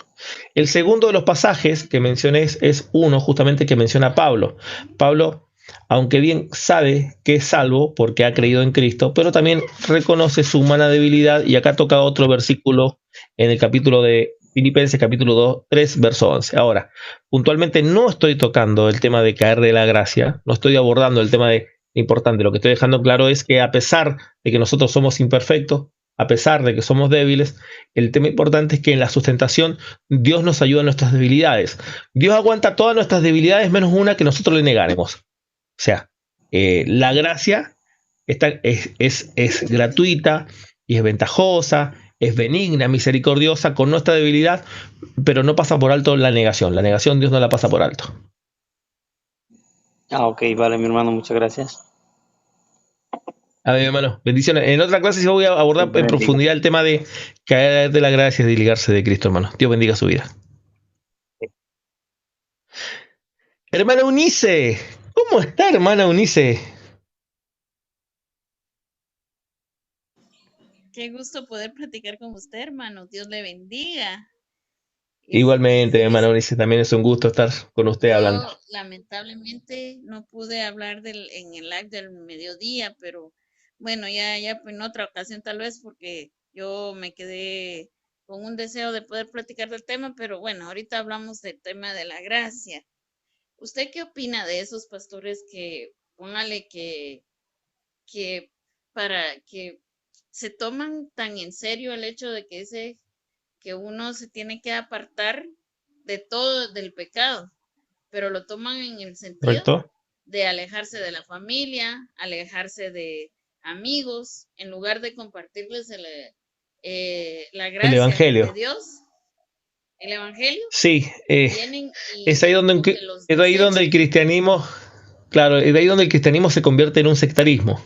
Es un hilo delgado eso. Y de hecho, Oh, en el siglo III nació el monastismo. Como a finales del siglo III, a principios del siglo IV, ya no hubo más persecución porque el imperio adoptó la iglesia cristiana, mucha gente perdió la esencia, bueno, había que morir por la fe, era importante que tú tenías que morir por la fe. O sea, básicamente la importancia de ser cristiano es que bueno, esperemos a morir, ¿no? Era algo incoherente. Porque está bien, si tenemos que morir por la fe, está correcto, pero no es que tú tenías que decir yo soy cristiano, mátenme, como un acto de demostración público. Se llegó esto a los famosos demostrantes, ¿no? Los que demostraban su fe. No. Y cayó un problema, que al no haber más persecución, ya nadie más lo seguía y el Estado los cuidaba, nació el monastismo. De ahí nace, por ejemplo, como el personaje llamado el antonismo, que era Antonio, el que se metió en un monasterio, de ahí es el origen que posteriormente va a tomar el catolicismo para allá para el siglo VI, del monastismo y apartarse. Sí, la gente no entendió que es apartarse, que tiene que ver apartarse del pecado y del mundo, pero se tiene que ser luz en el mundo, ¿se entiende? exacto. Fíjese que yo lamentablemente a mí me ha pasado porque yo tengo unos familiares Ya respondo que esa se pregunta, fueron Rubén. al extremo, Claro, se hermana. fueron al extremo, porque Sí, de hecho póngale hay gente que levanta que, comunidades, hay gente que juntan dinero, un terreno apartado en el campo, venden sus propiedades, terminan apartándose en comunidades y eso termina mal, eso termina siempre mal, es sectarismo. terminan, Viera que aquí en Guatemala terminan hay un mucho desastre. problema. No, aquí en Ok, Guatemala eso es un desastre, porque póngale que Si bien es cierto, de la Biblia, eh, hay pastores que insultan al no creyente, o sea, los que miran a una mujer en minifaldas con tacones bien maquillada y todo, pero la insultan, la tratan como prostituta, le dicen Sí. de ofensas. Y yo les digo, oiga, espere, pero es que ella no es cristiana, ¿por qué le grita así o por qué le habla así? No, es que es una pecadora. Disculpe, pero ¿usted qué le pasa? Claro, O sea, eso no es, claro, no. Que hay es gente igual que que hay los gente que no entiende. musulmanes. No, No, que hay no, y gente que no entiende. entonces, Gente que pertenece a una religión, pues, gente que pertenece a una secta. sí, sí, ya no es cristianismo, sino es secta. Entonces, aquí en Guatemala hay demasiada misoginia y machismo. Entonces, yo hasta incluso he pensado, de que ya rosa lo, como que alguien ya sufre problemas mentales, porque póngale que, eh, ay, no, es que se van al extremo, como le digo, y es una lástima, porque Sí, lejos de que que de atraer alejan, y hay sí, que sin duda, romper con eso eso. ocurre bastante. Eso ocurre bastante. Vale que, Recuerdo haber escuchado historias de que a veces entraban chicas con minifalda a la iglesia y la pastora del lugar la sacaba corriendo. Decía, ven acá a llevarse las ovejitas. Y no, era gente que estaba buscando de Dios, ¿no es cierto? Entonces, de último, nunca se le predicó el evangelio. Bueno, pero esos errores son muy comunes en el ambiente sectario, hermana. sí, sí, hermano, entonces yo, como le comento, yo la verdad, no, yo me alejé de mucha gente, no porque fuera, no porque yo, de pronto yo negara la fe o no creyera ya en el Ok, Señor, sino que para evitar ser herida por tipo de gente así, porque ok. a mí me Mi da hermana miedo, Eunice, sí. con relación a la clase, ¿alguna duda, alguna pregunta, alguna consulta? Sí, hermano, póngale que es salvo la persona. Mira, pues hay personas aquí en mi país que siendo pastores se vuelven a casar, dejan Ok. y está viva la esposa. Eso es pecado, siento yo, ¿verdad? Eso es caer de la Claro, pero gracia no también. estoy hablando, no estoy hablando del matrimonio, casamiento, separación y demás. Hay varios matices que al hablar del tema que no es parte de la clase. En otro momento sí lo podíamos Ok, abordar. ok. Bueno, yo le agradezco Listo, mi mucho hermana. su tiempo, hermano, y disculpe que Igualmente, mi me hermana, para agarró radio. servirle. No Igual, se hermano. preocupe. Saludos a todos. Bendiciones. Perdón. No Gracias. se preocupe, hermana. Ok. Hermano Mario, ¿cómo está, hermano Mario? Bendiciones. Ya respondo a tu pregunta, Rubén, dame un segundito.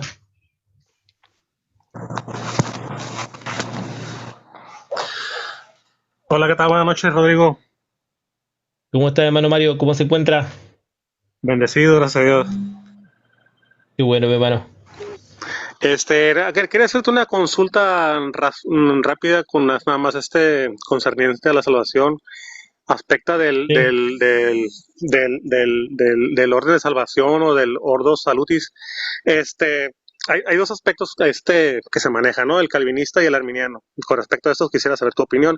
El ordo calvinista dice que somos elegidos, después somos regenerados, después viene la fe, después viene la justificación, luego la santificación y luego la glorificación. En el ordo arminiano está la gracia previniente, fe y arrepentimiento, unión con Cristo que vendría siendo la elección, justificación, regeneración y adopción, santificación y glorificación. Con respecto a estas dos corrientes, me gustaría saber cuál es el orden que crees tú bíblicamente que es el más acertado. Porque con respecto al orden calvinista, pues tenemos a gente regenerada mmm, antes de, ¿cómo te lo puedo explicar? Tenemos a gente siendo hijos de Dios antes de ser justificados, algo así, por lo que logro entender. Mira, aquí tienes los puntos de la punto de la soteriología en pantalla. En primer lugar, tiene que haber una predestinación. Esa predestinación opera en la obra de entregar a Cristo a la humanidad. No se escucha nada. Y esa predestinación. Ok, debe ser tu señal, hermano, probablemente que esté un poco lenta. Te desconecto del live y para que puedas escuchar toda la respuesta, ¿sí? Porque si no, capaz que al estar conectado no la escuchas bien.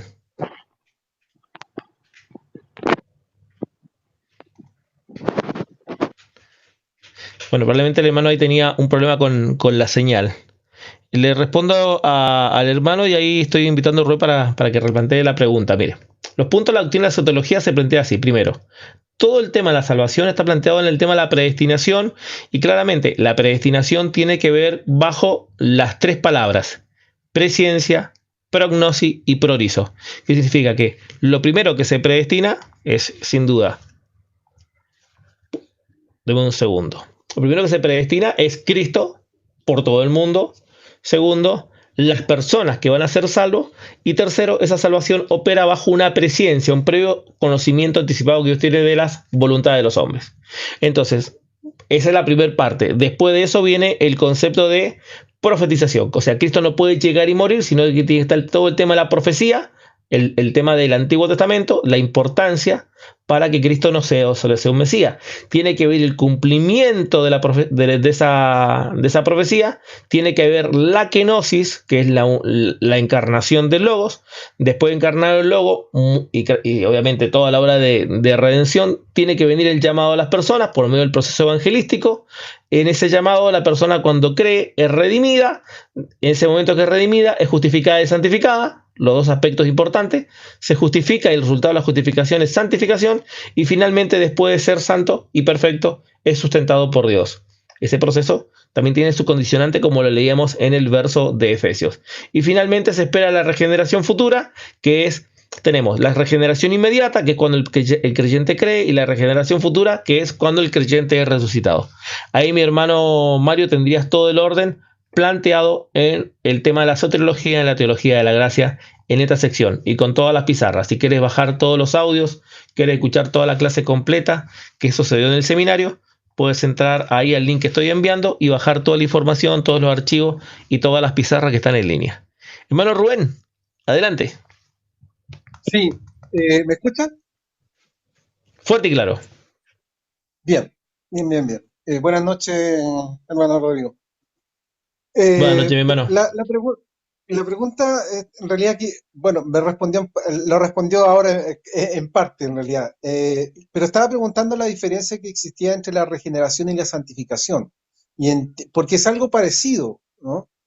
Digamos, la regeneración. Sí, claro, vamos por parte. Sí. En primer lugar, la justificación es el acto de declarar a alguien, el acto legal de Dios de declarar a alguien inocente de cargo y culpa. Eso fue la pizarra número 16. El resultado de la justificación es santificación y perfección. Santo y perfecto. Que eso es posicional en Cristo. Eso en términos simples se le llama regeneración. A todo ese proceso, el proceso de hacer una persona nazca de nuevo, es la suma de la justificación, la redención, o sea, la redención, justificación, santificación y perfección. A todo ese proceso se le llama regeneración. ¿Se entiende? Ajá. Pero regeneración no es un punto. Regeneración no es. Claro, para que entienda, mire, hablamos de un asado. Hablemos de un asado para que se entienda. El asado inicia con la compra de la carne, con comprar el carbón, prender la parrilla, hacer el fuego, cocinar la carne y servir a la mesa. A todo eso se le llama asado. O sea, todo lo que estamos viendo, que es justificación, llamado, justificación, se le llama regeneración. A todo eso se le llama regeneración. Regeneración no es un punto intermedio, sino que la regeneración es el proceso completo. ¿Se entiende? ¿Se entiende? Yo lo entendía por santificación, que era el proceso, digamos, que iba obteniendo el creyente a medida que la obra de Cristo se iba realizando en su vida. No, porque tenemos, lo que estamos hablando en esta clase es la santificación posicional. O sea, el tema de la justificación, la obra de Cristo, nos santifica posicionalmente, que es declarado santo y justo, que no tiene que ver con la obra del individuo en la fe, que eso se llama santificación progresiva, que eso está enseñado en otra sección que tiene que ver con el discipulado. Lo que el creyente tiene que entender es cómo es su situación delante de Dios. Es santo y perfecto. Él, en esta santificación nosotros no hacemos nada. Literalmente acá no pelamos una papa. En donde pelamos papa es, en lo que no entienden, este es un chilenismo, pelar papa significa realizar cosas. Donde pelamos papa es la santificación progresiva, que tiene que ver con orar, congregarse, perdonar, etcétera, etcétera, etcétera. ¿Se entiende? Una es posicional, no hago nada. La otra es incorpora todos los actos del individuo. Ok, por eso era la segunda parte de la pregunta, que era la santificación era lo mismo que la regeneración futura. Digamos, La regeneración futura, no, la regeneración futura, el acto de la resurrección. La regeneración futura es el acto de la resurrección. La regeneración inmediata es todo el proceso que estamos viendo acá. Cuando creemos, somos llamados además. En la regeneración inmediata no incorpora la santificación progresiva. La santificación progresiva me hace alcanzar la regeneración futura o permanecer hasta la regeneración futura. ¿Se entiende? La santificación progresiva, que tiene que ver la obra del individuo, me hace alcanzar y llegar hasta a lo que se llama la permanencia en la fe, hasta la regeneración futura. Pero la fe simplemente en Cristo me hace alcanzar la regeneración inmediata, que es el acto de fe y santificación y regeneración inmediato. Eso, todo ese proceso es más regeneración inmediata. ¿Se entiende? Ok, sí, ahora lo entiendo, sí. Okay. Correcto. Lo que pasa es que son las mismas palabras, hermano Rubén, y a veces tenemos a traspolar las ideas por el mismo uso de palabras. Entonces hay que discriminar las palabras en el cuerpo de la idea expresada, que son distintas, y a veces cruzamos esas palabras, o sea, traspolamos la idea y creemos que la santificación futura es la misma que la inmediata, la regeneración futura es la misma que la inmediata, entonces entramos, o la santificación progresiva, lo mismo que la santificación posicional, y eso es porque las palabras son las mismas, pero los cuerpos de las ideas son distintas. Ok, profe, gracias. Listo, mi hermano. Obviamente yo lo estoy pasando esto rápido.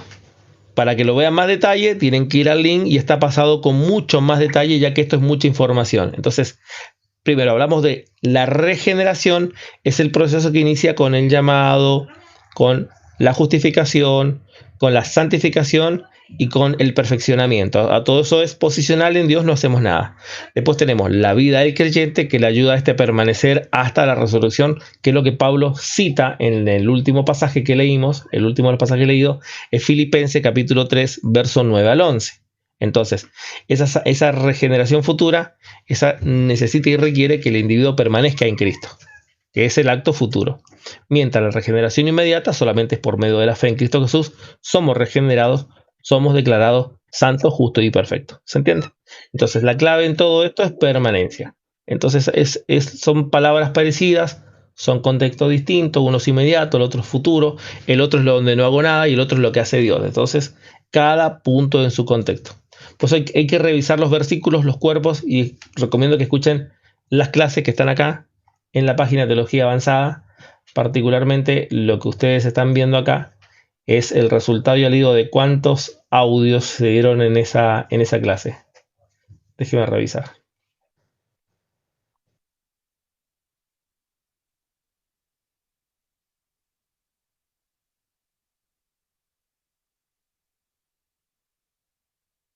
Déjenme revisarlo acá. Teología de la Gracia, soteriología.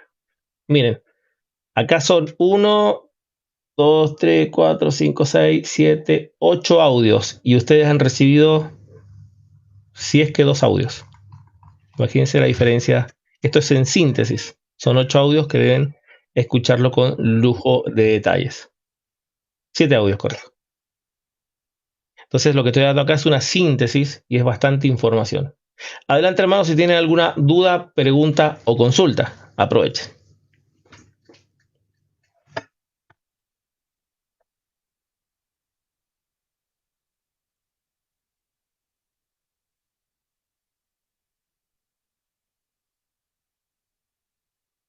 Aprovechen ahora o callen para siempre. Todo claro para mí, Beder.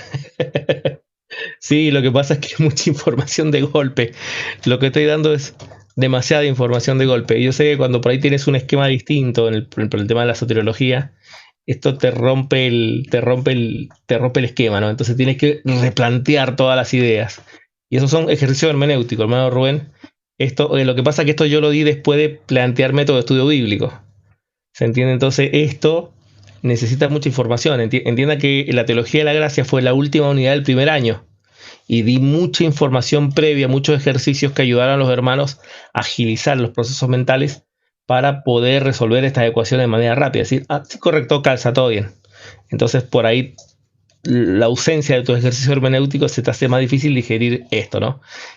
Probablemente no tengas los dientes bien afilados todavía. Tus de leche todavía no caen.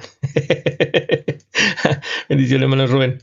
Hermano Beder, todo claro. Acá he recibido, hermano Beder, herramientas para bajar la estrella de la muerte, así literalmente. Se te cruza la estrella de la muerte, la de Star Wars, con cualquiera de estos versículos, la tiras abajo, hermano.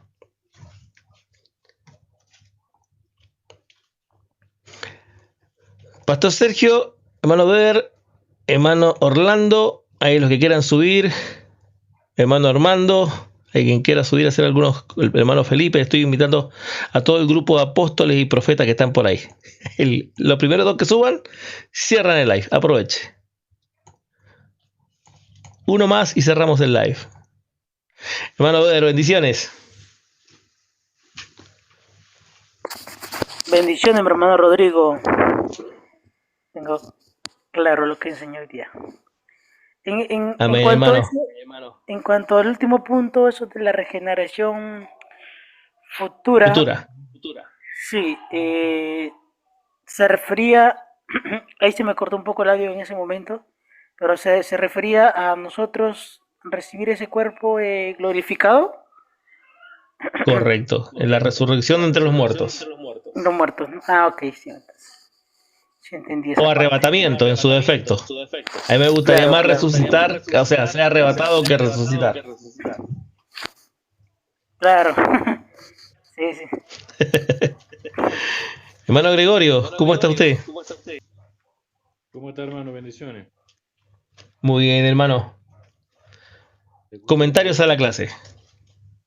Sí. No, ya se fue. Sí, hay una...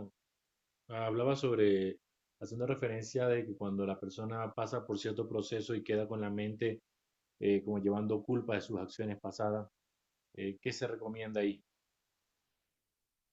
Que deposite toda su confianza en la obra de justificación. La justificación le declara santo, justo y perfecto al grado, al grado de ser santo, justo y perfecto. O sea, la obra de Cristo lo declaró inocente. O sea, lo que hiciste fue aberrante, lo que hiciste fue terrible, pero es mayor su gracia y te declara inocente. Porque sí, hermano, se lucha mucho con la culpa, con el pasado. Y sí, yo creo que Dios murió por mí, pero lo que hice, hermano, fue tan duro, fue tan difícil, que no sé. Entonces, porque son cuestiones espirituales, son cuestiones de la mente. Entonces se habla de la regeneración del entendimiento. Que una cosa es la obra que Dios hizo sobre el individuo y otra cosa es que el individuo cambie su mente, renueve su mente por causa de la instrucción. Y eso es importante el discipulado. El discipulado tiene que estar este punto. Mario, ¿se refiere a la glorificación? Sí, correcto. La resurrección, otro sinónimo de resurrección es glorificación o regeneración futura. Hay varias palabras que se pueden utilizar, correcto. Se cayó el hermano Gregorio. Fue arrebatado, hermano Beder. Ahí apareció otra vez. Beder, adelante. Se cayó de la gracia. No, quería preguntarte, ¿en qué momento ocurre esa, o sea, creer, ser regenerado, santificarte, justificarte, todo eso ocurre en un solo momento? Sí, correcto. Es un solo momento. Es como, por ejemplo, ¿en qué momento es mío algo que compro? ¿Cuándo lo pago? ¿En qué momento va ocurriendo eso? ¿Cuándo creemos? Claro, o sea, por ejemplo, cuando la palabra de Dios viene a nuestras vidas, no somos cristianos, claro, viene a nuestras vidas, es correcto. como que nos abrirá el entendimiento, ¿cierto? A eso también se le podría llamar Correcto. o algunos lo llaman como una gracia, como que preveniente o una previa regeneración, algo así le llaman algunos, ¿no? Lo cual yo no sé Sí, cómo lo ven. sí, en el mundo se habla de no hay previa regeneración, porque lo que realiza, lo que efectúa la regeneración, la santificación, eso ocurre en el llamado. O sea, eso ocurre posterior al llamado. Se te llama, si crees, eres salvo, si no crees, no eres salvo. Sencillo. Correcto, así pienso yo. Ahí está la pizarra para entender. En el tema del llamado, particularmente, ¿qué ocurre cuando somos llamados? O sea, ¿qué se necesita para ser llamado? Acá tenemos el ejemplo. La pizarra marca oír, creer, recibir y confesar. Cuando llegamos al último punto, que es el tema de confiesas, eres salvo. Porque dice, todo el que en él confesare, todo el que lo que él confesare será salvo. Entonces, en este punto, tú confiesas y eres salvo. Y esa salvación ejecuta la justicia de Cristo. El resultado de esa justicia es santificación y perfección. Eres regenerado inmediatamente. Son actos simultáneos, por supuesto.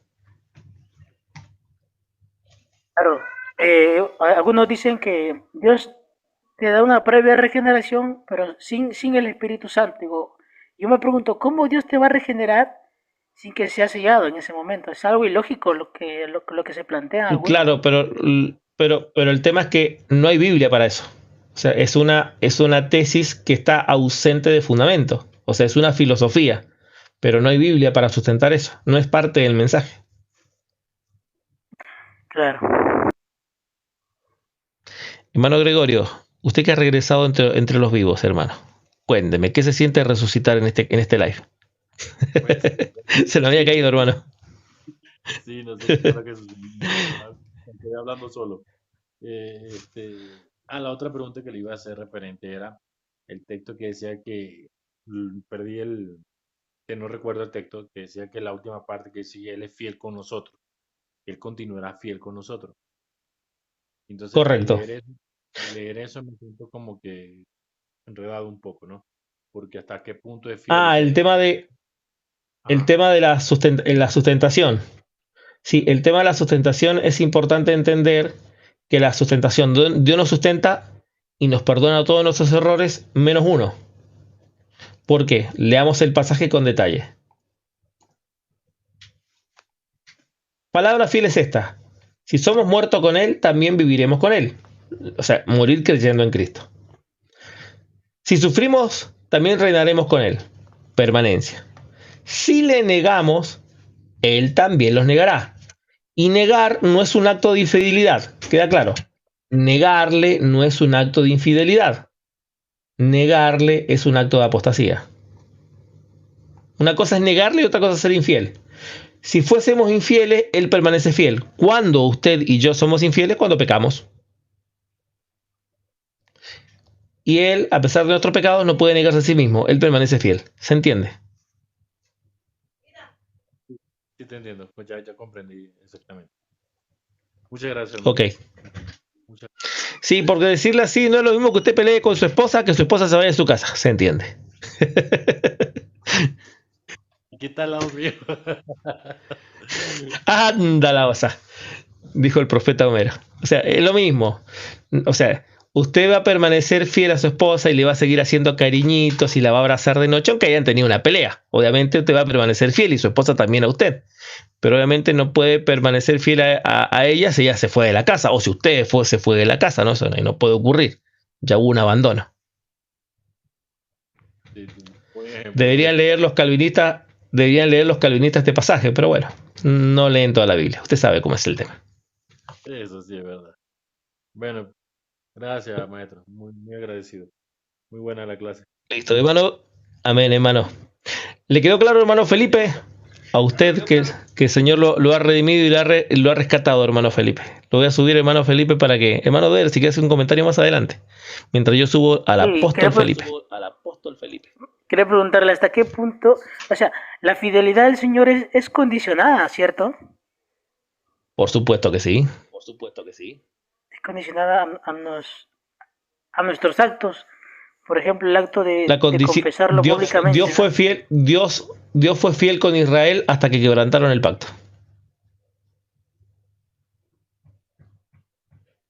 Y la aguantó bastante, Dios. Claro, y cuando dice yo permaneceré fiel, quiere decir que el Señor siempre va a estar ahí cuando uno quiera volverse a Él. Si no me equivoco. Claro que sí, hermano. Sí, hermano, sí, sin duda. Pero no hay que olvidarse que uno de los temas que hay tres cosas que no tienen perdón. De momento 2, en el futuro una más. De momento es la blasfemia contra el Espíritu Santo, la segunda la apostasía y la tercera en el futuro es la marca de la bestia.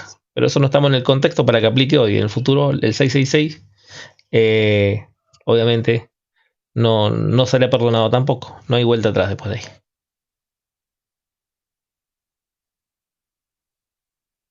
Amén. Amén. Apóstol Felipe, ¿cómo se encuentra mi hermano? ¿Cómo está, hermano Felipe? No, todo bien, hermano Rodrigo. Todo bien, aquí escuchando la clase. Gracias al Señor. Amén, hermano. Estos temas son importantes para entender. Así es. Le ponía ahí en el comentario que le puse, me quedó enredadamente claro. Pero se entiende, le un oxímoron. Y la realidad es así, porque son muchos términos que se tienen como parecidos, como santidad se ocupa para lo que Dios hace y para lo que nosotros hacemos. Regeneración se ocupa para lo que hizo Dios cuando creímos y lo que va a hacer en el futuro cuando seamos resucitados. Recién alguien mencionaba, Mario, glorificación, que es lo mismo, exacto. Entonces, si uno no maneja todos esos términos, uno se queda como, bueno, ¿cómo? Sí, mi hermano. Lo que pasa es que, mire, tuve una conversación con mi hijo en delante, entonces como que agarré la clase a mitad de camino y por eso que... Pero lo voy a ver después cuando usted lo suba. Ahí lo vamos a ver de nuevo. Correcto. Para que me quede claro de principio a fin. Correcto. No se olvide también ver la clase anterior, repasar con la clase anterior de esta teología de la gracia que habíamos visto exactamente, déjeme ver, habíamos visto hasta acá. Antes del llamado habíamos visto el cumplimiento, obviamente, lo que Dios hizo por nosotros, que es la kenosis y la unión hipostática, como le llaman, la encarnación en términos simples. Entonces hoy vimos del llamado en adelante, cuando Dios nos llama, que es la otra parte del proceso de todos los puntos que tienen que ver con la soteriología, que es la salvación, de los 10 puntos. O sea, son los 10 puntos correlativamente en su orden, en sus explicaciones, para entender todo el proceso de la salvación. Perfecto.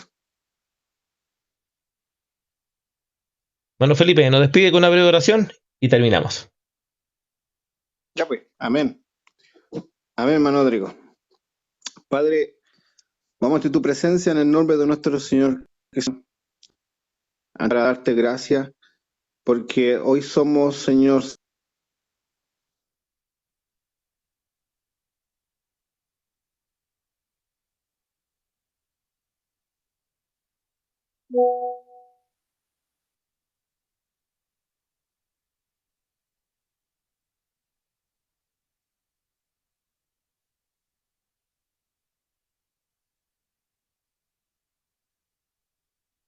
Se cayó el hermano Felipe. Amén esa oración. Amén. Amén a la oración de nuestro hermano Felipe. Bien, hermanos, esta clase quedará subida y la otra, que no me olvidé subirla antes de empezar esto, la subiré dentro de un ratito más, así que descargo. Esta clase fue un poquito larga, casi 2 horas de clase, no duran tanto, pero había que terminar toda la unidad completa. Amén, mi hermano, sí, me di cuenta. Dios bendiga su vida, gracias por orar y participar, hermano Felipe, hermano Orlando, y ahí todo lo que están en línea. Bendiciones para todos, hermano Rubén, hermano Rolf, a todo lo que está por ahí en línea. Bendiciones.